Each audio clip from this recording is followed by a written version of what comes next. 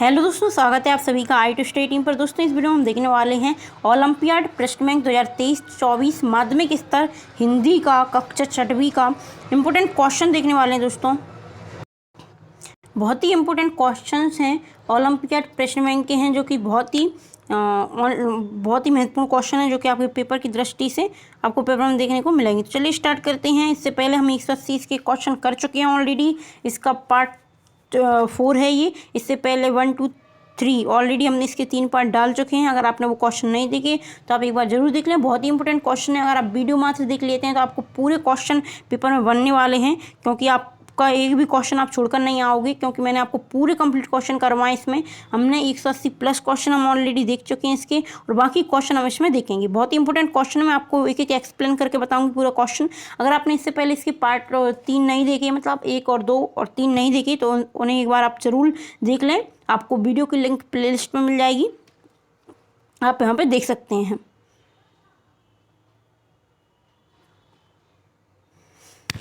तो चलिए स्टार्ट करते हैं। आपको मैं प्लेलिस्ट डिस्क्रिप्शन में आपको मिल जाएगा, आप चेक कर लें। इसके बाद रहेगा आपका पहला क्वेश्चन है, जो कि है अन्य शब्द युग्म के सही अर्थ भेद का चयन करना है। तो इसका हो जाएगा ए अनाज। अन्न मतलब अनाज होता है, अन्य मतलब दूसरा होता है। इसके बाद रहेगा चिर और चीर के अर्थ के सही विकल्प का चयन करें। तो इसका हो जाएगा आपका डी चिर पुराना, चीर वस्त्र होता है। इसके बाद आपका रहेगा अंश और अंश का अर्थ, सही अर्थ आपको बताना है। तो इसका आपका हो जाएगा सी, आपका हो जाएगा बी अंश कंधा और अंश भाग, ये हो जाएगा आपका। इसके बाद आता है परिणाम और परिणाम का सही अर्थ भेद है। तो इसमें हो जाएगा आपका सी वाला नाप तौल और परिणाम नतीजा। इसके बाद रहेगा आपका गद्य एवं पद वाचन, जिसमें आपके कुछ क्वेश्चन इस प्रकार हैं, जैसा कि आप यहाँ पे देख सकते हैं। पहला है आपका कविता में छात्रों की रुचि बढ़ाने के लिए करेंगे। तो इसमें हम क्या कर सकते हैं, इसका हो जाएगा आपका डी सरस्वर वाचन करेंगे। भाषा के 4 प्रमुख कौशलों का सही क्रम है। तो इसका हो जाएगा आपका बी वाला सुनना, बोलना, पढ़ना, लिखना। पहले हम किसी चीज़ को सुनते हैं, फिर उसको बोलते हैं, फिर पढ़ते हैं, फिर लिखते हैं। प्राथमिक स्तर पर कविता पढ़ाने का प्रमुख उद्देश्य है। तो यह हो जाएगा आपका डी रटने की प्रवृत्ति बढ़ाना। इसके बाद रहेगा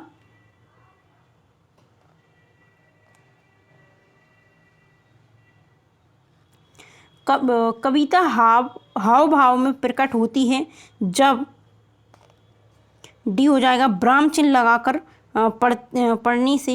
इसके बाद रहेगा प्राथमिक स्तर पर भाषा शिक्षण में महत्वपूर्ण स्थान है। तो इसका हो जाएगा आपका ए कविता शिक्षण का। इसके बाद रहेगा आपका गद्य में साधारणता अभिव्यक्ति होती है। तो गद्य में हो जाएगा इसका डी विचारों की। गद्य रचना में किसी एक विशिष्ट विचार या भाव की पूर्णता वाले वाक्य समूह को कहते हैं। तो इसका हो जाएगा बी अनुच्छेद। इसके बाद रहेगा आपका अगला क्वेश्चन मौन वाचन के मुख्य उद्देश्य हैं। तो ये बी हो जाएगा बोधपूर्वक पढ़ना। इसके बाद रहेगा कविता में छात्र छात्राओं की रुचि बढ़ाने के लिए इसमें क्या करेंगे। तो इसमें हो जाएगा ए हाव भाव सहित वाचन करेंगे। मतलब कोई व्यक्ति बिना एक्सप्रेशन के आपको पढ़ा रहा है, बिना हाव भाव दिए आपको पढ़ा रहा है, तो आपको ज़्यादा समझ में नहीं आएगा। अगर आप सामने से बैठकर कविता सुन रहे हैं और वो जो व्यक्ति आपको समझा रहा है उसके एक्सप्रेशंस आप देख रहे हो, तो आपको लंबे समय तक याद रहेगा और बहुत अच्छे से आप उसको समझ सकते हैं। इसके बाद रहेगा आपका सरसरी तौर पर पढ़ने या वाचन को कहते हैं। तो इसका हो जाएगा आपका श्री ध्रुत वाचन कहते हैं। इसके बाद आपका रहेगा अगला सही उच्चारण आरोह अवरोह से वाचन सीखने के लिए उचित है। तो इसमें हो जाएगा ए आदर्श वाचन है। इसके बाद आपका अगला क्वेश्चन रहेगा, जो कि है 196 भाषा विकास हेतु प्रभावशाली गतिविधि है। तो इसमें हो जाएगा आपका बातचीत चर्चा। गद्य शिक्षण का प्रमुख उद्देश्य है। तो इसका हो जाएगा आपका भाषा तत्वों का ज्ञान है। इसके बाद रहेगा आपका अगला गद्य रचना में अनुच्छेद का उपयोग है। तो इसमें कितने अनुच्छेद हैं। तो इसका हो जाएगा सी किसी एक विचार या भाव की पूर्णता की अभिव्यक्ति के लिए गद्य रचना में अनुच्छेद का उपयोग किया जाता है। शिक्षण द्वारा वाचन के उपरांत बच्चों द्वारा किया गया वाचन कहलाता है। तो इसमें हो जाएगा आपका अनुकरण वाचन। कविता के मुख्य सौंदर्य तत्व हैं, तो इसमें हो जाएगा आपका ए। 4 तत्व हैं। सुनने बोलने के कौशलों के विकास में सहायता है, तो इसमें हो जाएगा आपका डी। कविता, कहानी सुनना और सुनाना। गद्य शिक्षण में प्रमुख भूमिका रहती है, तो किसकी रहती है? शिक्षक और छात्रों दोनों की रहती है। गद्य लेखन के विकास में विशेष रूप से सहायक है, तो क्या सहायक है? इसका हो जाएगा आपका ए। स्वतंत्र अभिव्यक्ति के अवसर देना। इसके बाद आपका अगला क्वेश्चन रहेगा जो कि है यहाँ, इसके बाद हम इसके बाद लिंग पढ़ेंगे। 2 प्रकार के होते हैं, आप सभी लोग जानते हैं, स्त्रीलिंग और पुल्लिंग। जाति का बोध कराते हैं जिसे हम लिंग कहते हैं। तो लिंग की दृष्टि से दही शब्द है, तो दही स्त्रीलिंग है या पुल्लिंग है? तो इसका सबसे बेहतर तरीका है, कोई भी चीज़ स्त्रीलिंग है या पुल्लिंग, उसे हम बोलकर देखते हैं। दही होता है या होती है? तो ये आप देखते हैं यहाँ पे दही होता है, तो पुल्लिंग हो जाएगा। निम्नलिखित में से कौन सा शब्द स्त्रीलिंग है? तो इसमें हो जाएगा देश, नगर, द्वीप। देश होता है, द्वीप होता है, नगर होता है, झील होती है, तो डी हो जाएगा। निम्नलिखित में से कौन सा शब्द पुल्लिंग है? तो इसका हो जाएगा डी का, इसका भी डी हो जाएगा। आभार, क्योंकि दया होती है, भाषा होती है, माया होती है, आभार होता है। तो आप बोल कर देख सकते हैं, बहुत ही आसान होता है इन्हें पहचानना, स्त्रीलिंग और पुल्लिंग, क्योंकि आप जो चीज़ बोल रहे हो उसमें आप देख लें कि उसमें होता है या होती है, इससे आप बहुत ही आसानी से पहचान सकते हैं। भील का स्त्रीलिंग हो जाएगा, तो स्त्रीलिंग है, तो भील शब्द का स्त्रीलिंग हम क्या बना सकते हैं? भीलनी हो जाएगा बी। स्त्रीलिंग और पुल्लिंग का कौन सा जोड़ा सही नहीं है? तो यहाँ पे आप देख सकते हैं देव देवी, मामा मामी, गधा गधी सब है, पर यहाँ पे दादा नाना नहीं होता, दादा दादी होता है, नाना नानी होता है, तो इसका हो जाएगा आपका सी। इसके बाद आपका आता है अगला क्वेश्चन, निम्नलिखित में से कौन सा शब्द उभयलिंगी है? इसके बाद उभयलिंगी आता है जिसमें कि आपका आ जाएगा ए वाला आ जाएगा डॉक्टर, विद्वान, गायक, अभिनेत्री। तो इसमें गायक अवल है, विद्वान, गायक, अभिनेत्री सेम है, हो जाएंगे यहाँ पे, भिन्न शब्द हैं ये। इसके बाद रहेगा आपका निम्नलिखित शब्दों में से कौन स्त्रीलिंग नहीं है? तो आप यहाँ पे देख सकते हैं रोटी, पूड़ी, पानी, नदी। स्त्रीलिंग नहीं है, तो पानी स्त्रीलिंग नहीं है। पूड़ी, नदी, रोटी होती है और पानी होता है। वीर का स्त्रीलिंग हो जाएगा, तो यहाँ पर हो जाएगा वीर का शी हो जाएगा वीरांगना। इसके बाद आपका अगला क्वेश्चन आता है जो कि है संज्ञा के जिस रूप से पुरुष या स्त्रीत्व का बोध होता है उसे कहते हैं, तो यहाँ पर हो जाएगा आपका शी। लिंग कहते हैं उसे, जिससे पता चलता है कि स्त्रीलिंग है या पुल्लिंग है। पुल्लिंग शब्द है, तो इसमें से कौन सा पुल्लिंग शब्द है? जो हो जाएगा आपका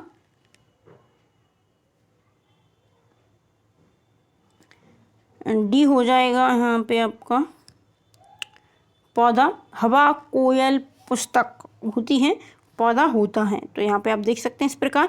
इसके बाद युग्म आ जाएगा। युग्म शब्द परिभाषा, हिंदी भाषा का भय जिनका उच्चारण आमतौर पर एक समान हो लेकिन उन दोनों की अर्थ भिन्न होते हैं, उन्हें युग्म कहते हैं। जैसा योगी, योगी, यहाँ पे आप देख सकते हैं शब्द युग्म है, तो इसका हो जाएगा आपका सी हो जाएगा। एकार्थी शब्द, योगी और योगी एक युग्म है जो कि एकार्थी शब्द है। सार्थक और निरर्थक में क्या हो जाएगा? तो इसमें हो जाएगा आपका डी, जो कि है जैसे कि चाय वाय हम बोलते हैं आमतौर पर, तो इसमें सार्थक और निरर्थक हो जाएगा। चाय सार्थक हो जाएगा और वाय निरर्थक हो जाएगा। इधर उधर शब्द हैं, तो इधर उधर एक प्रकार का आपका विपरीत जो हो जाएगा आपका सेकंड, विपरीतार्थी शब्द है। इसके बाद रहेगा आपका अगला, इनमें से सही युग्म शब्द नहीं है, तो इसमें से क्या शब्द सही युग्म नहीं है? तो इसका हो जाएगा आपका सी। छात्रा, प्रति छात्रा, क्योंकि खेत, किसान, अधिक, न्यूनतम इस प्रकार के शब्द हैं, इसका सी हो जाएगा। रत, रति युग्म शब्द का सही अर्थ है, तो इसका हो जाएगा आपका डी, लीन और प्रेम। गति, गति का क्रमशः सही अर्थ वाला शब्द युग्म होगा, तो इसमें हो जाएगा आपका 219 का ए हो जाएगा बीता हुआ चाल। इसके बाद आपका अगला रहेगा जो कि है मनोज या मनोग युग्म का सही अर्थ है, तो इसका हो जाएगा डी, कामदेव, सुंदर। इसके बाद आपका अगला क्वेश्चन रहेगा जो कि है आपका पत्र से है। चिट्ठी, खत या किसी कागज या अन्य माध्यम पर लिखे गए संदेश को हम पत्र कहते हैं।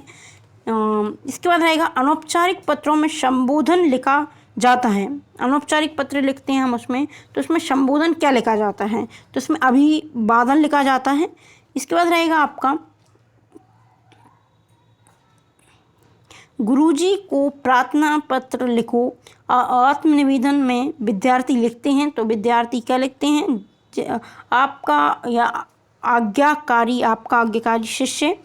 जैसा कि आपने प्रार्थना पत्र लिखे होंगे एप्लीकेशन, तो उसमें आप एंड में लिखते हो आपका आज्ञाकारी शिष्य, फिर आपका नाम लिखते हो। इस प्रकार यहाँ पर हो जाएगा। औपचारिक पत्र लिखे जाते हैं, तो औपचारिक पत्र अधिकारियों को लिखे जाते हैं, जो कि किसी प्रकार का नोटिस देना हो या कुछ आपको जानकारी देना हो तो उसको पत्र लिखते हैं। तो अधिकारियों को जो पत्र दिया जाता है औपचारिक पत्र होता है।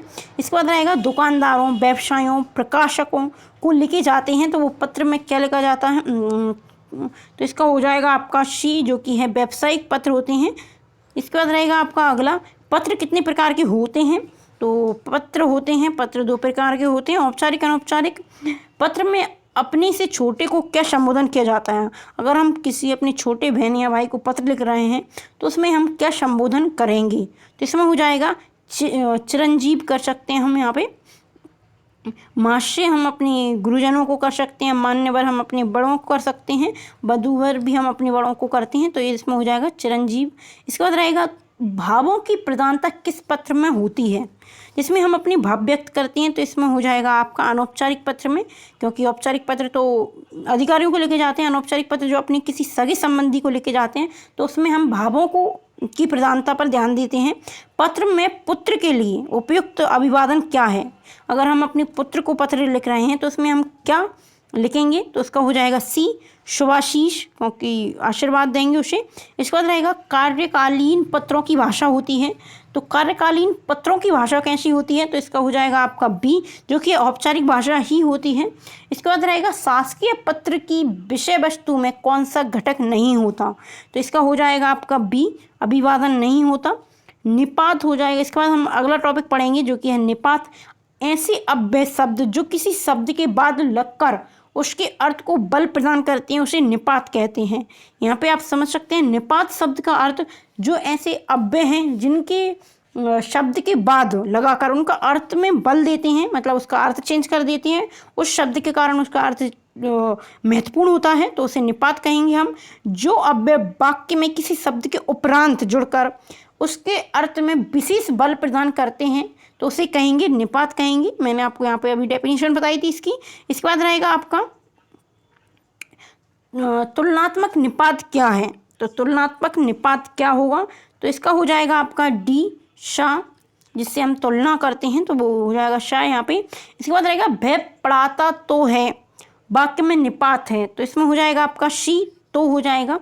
इसके बाद रहेगा प्रश्नबोधक निपात क्या है, तो इसमें रहेगा आपका ये रहेगा क्या, हम कोई प्रश्न पूछते हैं किसी व्यक्ति से, उससे पूछते हैं क्या आपने खाना खाया, आप कहाँ जा रहे हैं, तो इस प्रकार क्वेश्चन होते हैं। तो उसमें जो प्रश्न बोधक होते हैं क्वेश्चन, क्या, क्यों, कौन, कहाँ, तो इस प्रकार के निपात कहेंगे हमने। इसके बाद आपका अगला रहेगा किस वाक्य में निपात का प्रयोग नहीं होता। यहाँ पे हमने बात की निपात कहाँ पे लगाया जाता है, निपात का अर्थ क्या होता है और निपात कौन कौन से होते हैं। इसके बाद हमारा क्वेश्चन रहेगा कि निपात हम कहाँ पे यूज नहीं कर सकते, तो इसका आंसर आपका रहेगा सी रहेगा, वह पढ़ाई कर रहा है, जो कि एक वर्तमान काल का एक सेंटेंस है, इसमें हम नहीं कर सकते निपात का यूज। इसके बाद रहेगा उस तरफ मत जाना, वाक्य में निपात है, तो इसमें रहेगा आपका बी, जो कि है मत यहाँ पे निपात हो जाएगा इसका। इसके बाद हम अगला क्वेश्चन देखेंगे जो कि है आपका स्वीकृति बोधक निपात है, तो इसमें हो जाएगा आपका ये वाला जी हाँ। जैसा कि हम किसी चीज़ की स्वीकृति देते हैं, हमसे कोई कुछ पूछता है तो हम उसे हाँ में, जी में जवाब देते हैं, तो उसको हम स्वीकृति बोधक निपात बोलते हैं। तुम्हें आज कार्यक्रम में रुकना ही पड़ेगा, वाक्य में निपात होगा। तो यहाँ पे आप देख सकते हैं बहुत ही इंपॉर्टेंट क्वेश्चन है, इसका आपका आंसर हो जाएगा बी, बलदायक हो जाएगा, क्योंकि उन्होंने इस सेंटेंस पर बल दिया है तुम्हें आज कार्यक्रम में रुकना ही होगा, तो ये बलदायक हो जाएगा।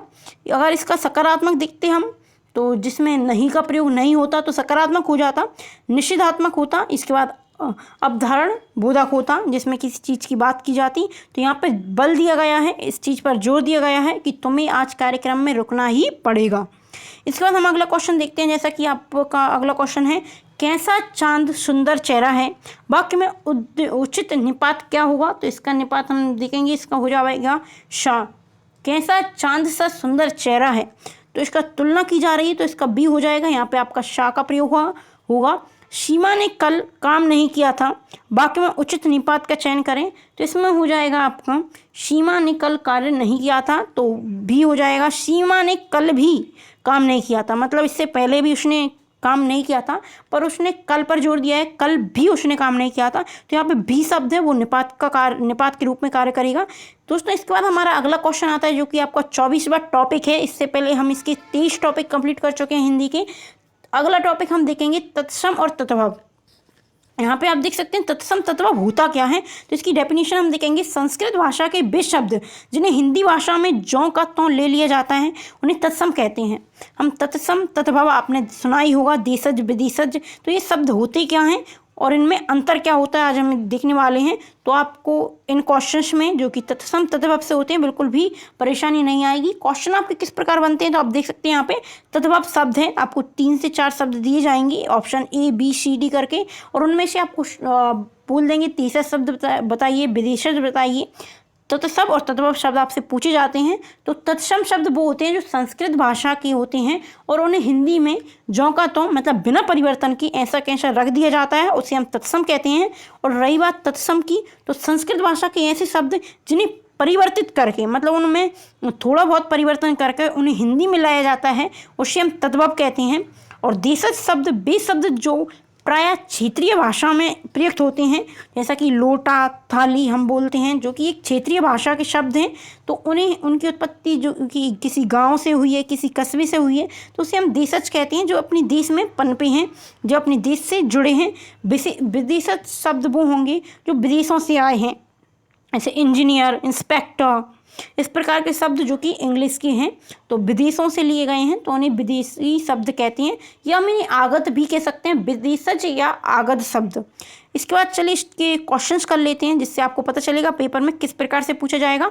घड़ा शब्द है, तो घड़ा किस प्रकार का शब्द है, यहाँ पे आपका दिया गया है तत्सम तद्भव देशज या आगत।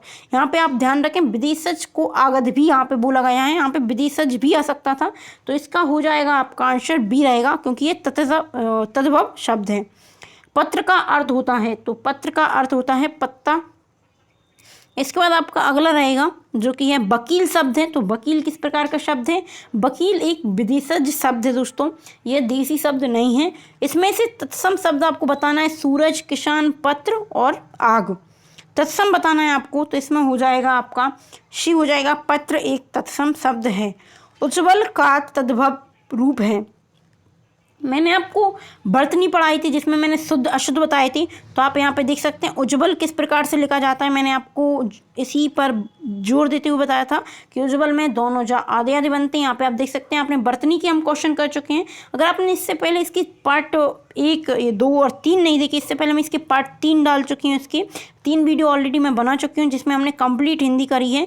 आज हमारी हिंदी कंप्लीट हो जाएगी, इसके बाद हम संस्कृत या अंग्रेजी स्टार्ट करेंगे, जो जिसके भी हम महत्वपूर्ण क्वेश्चन देखेंगे, जो कि आपके वस्तुनिष्ठ क्वेश्चन होंगे और बहुत ही इंपॉर्टेंट क्वेश्चन होने वाले हैं। तो चलिए आंसर देखते हैं इसका।